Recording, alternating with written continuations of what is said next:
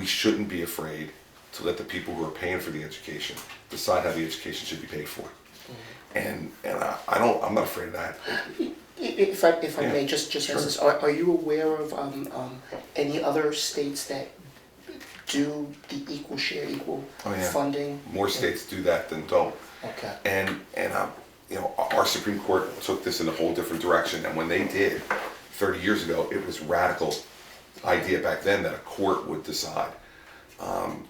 One of the courts back in it started really 40 years ago in the mid 70s, when the court said we're closing all the public schools unless the state puts an income tax into effect. Right?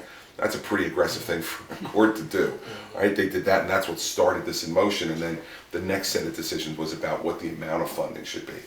So, you know, part of it's political failure, right, of the leaders back then. They didn't make these tough decisions. So the court said, well, if you're not going to do anything, we're going to force you to do something. But now we've done all this stuff and we've seen the failure. So you're like, why do we keep banging our head against the wall doing the same things that we've done before? And you hear all the time about people with ideas about how to lower property taxes. Well, there's only two ways, right? It's either spending less or subsidizing more. It's one or the other, because it's just a math equation. It's not like, you know, no one's got a magic wand, right? I mean, when you sit and do your budget, it's, you know, you either have to get more money from someplace else or spend less.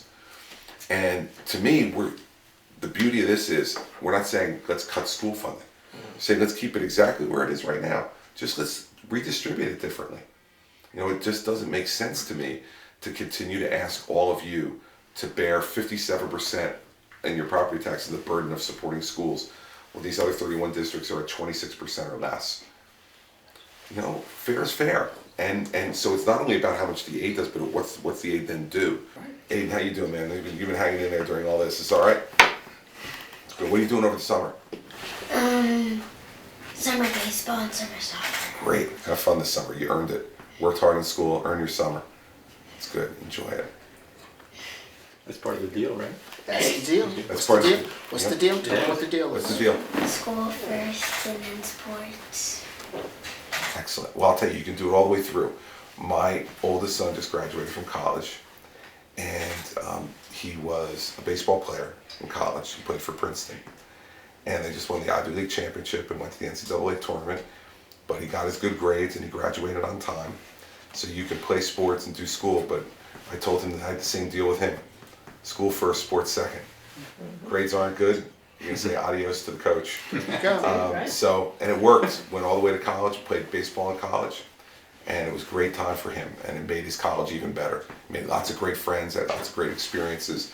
So sports is great, and if you do that while getting good grades, you're gonna do really well. Do really well. So good for you. Keep it up, buddy.